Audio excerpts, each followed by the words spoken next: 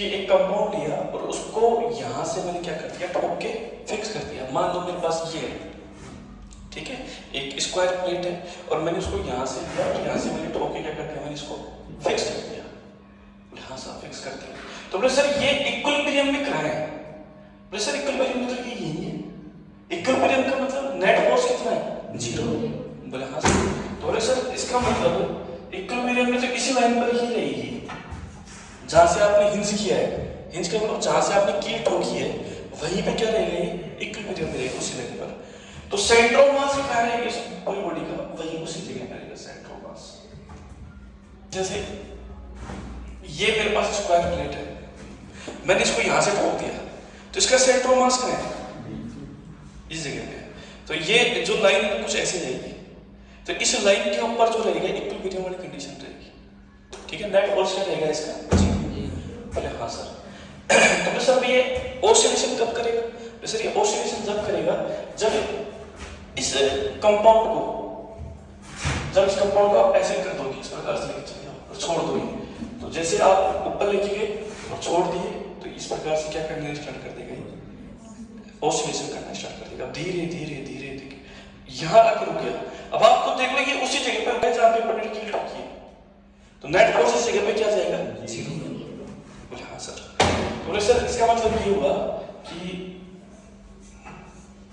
यदि मैं इसको घुमा दूं, ऐसे कर दूं, इस प्रकार से कर दूं और यहां से मैं इसको क्या करवा रहा हूं, ऑसिलेशन करवा रहा हूं, तो सेंटर ऑफ मास में भाई घूम गया तो सेंटर ऑफ मास में यहां भी इसी पे कैसे?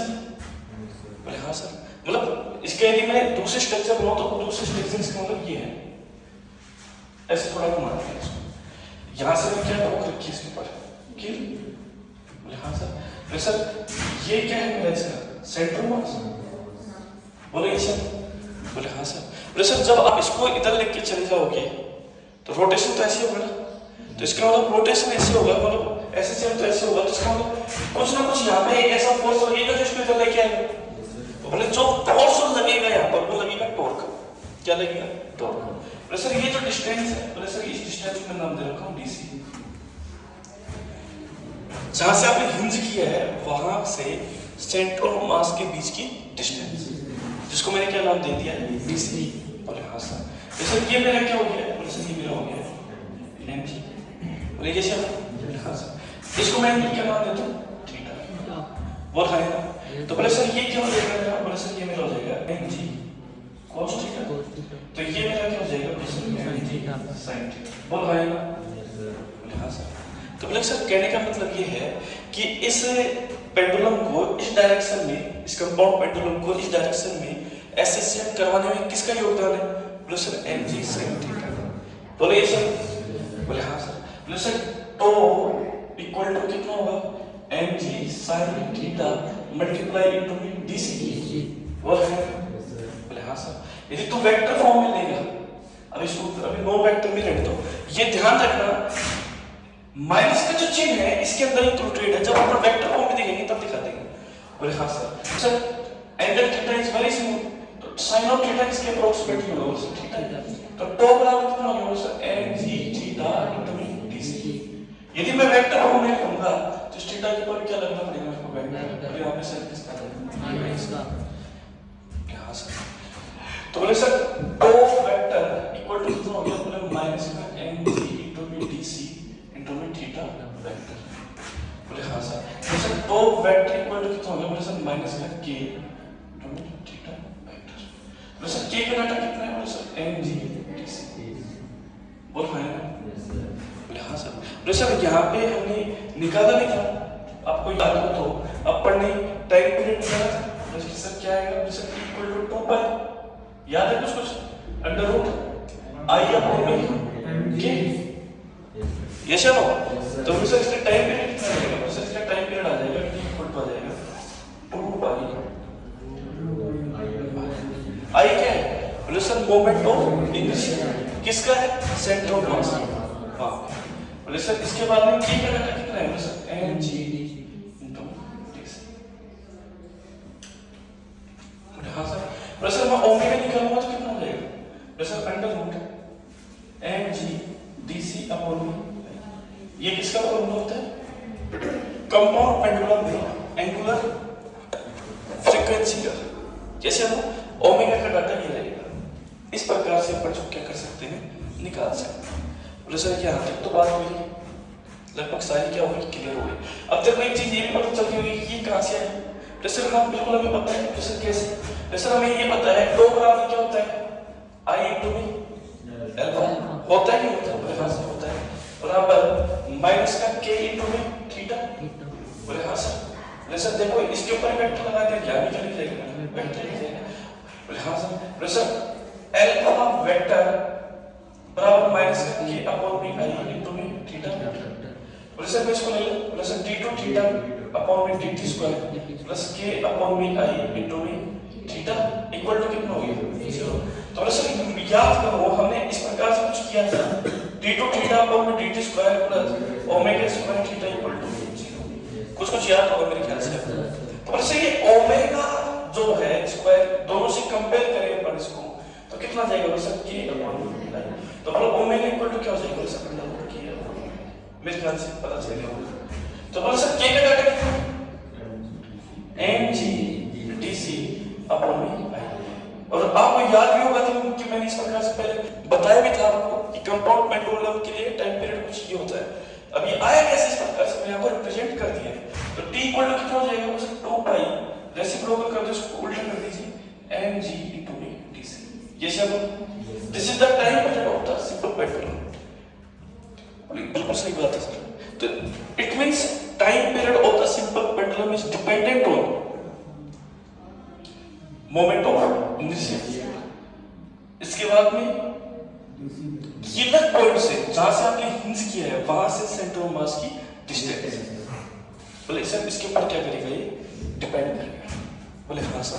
तो सर ये मेरा कंपाउंड पेंडुलम हो गया। तो सर ये जो डायग्राम है ये वाला, ये कंपाउंड पेंडुलम ये पहले कौन सी कंडीशन पे था, वैसे पहले मेरी इस कंडीशन में था, पहले मेरी इस कंडीशन में था। अब मैंने इसको किधर लेके चला गया, मैं इसको इधर लेके चला गया। अब मैं इसको छोड़ूंगा तो ये एसएचएम तो करेगा, ये उस एसएचएम का नाम आ गया एंगुलर एसएचएम तो करेगा भाई। जैसे ये है मैं इसको यहां से छोड़ रहा हूं तो क्या करेगा, जैसे ना तो फिर आगे यहां पे आके रेस्ट में आ रहा है। तो कभी भी आपसे एक बात पूछी जाए कि बताइए इसकी इक्विलिब्रियम पोजीशन कहां पे होगी, तो जहां आपने हिंस किया है उससे आप बिल्कुल लाइन खींच दीजिए सीधी, उस लाइन के ऊपर सेंटर ऑफ मास बनेगा और उसी लाइन के ऊपर क्या बनेगी, नेट फोर्स क्या बनेगा, 0।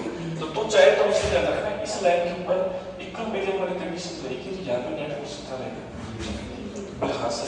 तो सर ये क्या है मेरा mg, ये एंगल कितना है मेरा थीटा, जैसे ना बोले हाँ सर। तो सर ये क्या हो जाएगा मेरा, ये तो हो जाएगा मेरा mg cos थीटा और ये हो जाएगा मेरा mg sin थीटा। ये दोनों एक में बनाती है, इसका मैंने सेपरेट बना दिया था। तो ये अब क्या कहलाता है, कंपाउंड पेंडुलम। अब तो इसको चाहे तो रोड में कर ले, रोड में भी बना सकते हैं। रोड है अपने पास, थी ना रोड, कहाँ गई अपनी रोड अपने पास, पता नहीं कहाँ गई है नहीं अपने पास। तो रोड में भी बना सकता है, प्लेट में भी बना सकता है, तो इस डिस्टेंस का भी कंपाउंड पेंडुलम बना सकता है। ये तेरे ऊपर डिपेंड है। कंपाउंड पेंडुलम ये नहीं है कि पर्टिकुलर एक फिक्स पॉइंट वो हो गया कि भाई यही कंपाउंड पेंडुलम बनेगा। आप चाहो जिसको कंपाउंड पेंडुलम बना के आप ऑसिलेशन निकाल सकते हैं, उसकी टाइम पीरियड निकाल सकते हैं, लेकिन तेरे को ये पता होना चाहिए उसका आई, ठीक है, और किलर पॉइंट से सेंटर ऑफ मास के बीच की डिस्टेंस। ऐसा ये कहलाता है आपका कंपाउंड पेंडुलम। अब जैसे मान ले मेरे पास ऐसे ये है, ये मेरे पास रोड है, ठीक है, अरे हाँ सर मैंने इसको यहाँ से फिक्स कर दिया, ठोक के मैंने यहाँ से इसको क्या किया, फिक्स कर दिया। लेंथ इसकी कितनी है मेरी, ये सब। अब मुझे इसके लिए टाइम पीरियड निकालना है, तो सबसे पहले तो तेरे को ये चीज पता चल जानी चाहिए कि भाई ये रोड है, तो रोड में क्या होंगे, बहुत सारे क्या होंगे, पार्टिकल्स होंगे। तो ये एक प्रकार से as a behaviour of compound pendulum, पहली चीज तो ये। तो सर बिल्कुल सही बात है, as a behaviour of compound pendulum. तो इसके लिए मेरे को क्या करना पड़ेगा, बोले सर इसके पहले सबसे पहले तेरे को सेंटर ऑफ मास, बोले सर मेरा बीच में याद कर, मैंने बताया था रोड का सेंटर ऑफ मास का निकालना बीच में। तो ये सेंटर ऑफ मास यहाँ है, ये बीच की क्या हो गई, इसकी डिस्टेंस कितनी हो गई, बोले सर टाइम पीरियड ये इसका निकालूं तो कितना आएगा। सर इसके लिए टाइम पीरियड बहुत अच्छा क्वेश्चन, इंपॉर्टेंट क्वेश्चन। तो सर इसके लिए मैं टाइम पीरियड निकालूं तो कैसे आएगा? तो सर इसके लिए टाइम पीरियड आएगा मेरा t इक्वल टू 2 पर अंडर रूट आई। सबसे पहले तो इसको तेरे को आई बताना पड़ेगा। बोले हाँ सर। बोले सर इसका आई कितना होगा? ml स्क्वायर बाई 3 होगा, प्लस में ml स्क्वायर बाई 3 प्लस का ml स्क्वायर बाई 4। मेरे ख्याल से समझ लो, समझ गए? प्लस अपॉन में कितना है? mg, जो भी mg आ जाएगा वो mg आ जाएगा। एक तो में dc में l/2, इसमें क्या हो जाएगा? Time period. ऐसा तो इसको मतलब अपन अब चाहे तो स्क्वायर प्लेट ही बना सकते हैं। तो अपन विभिन्न प्रकार के कंपाउंड पेंडुलम लेके और उसका अपन क्या करेंगे? टाइम पीरियड कैलकुलेट करना सीखेंगे। ऐसे हम लिखेंगे इसको आप अच्छे से।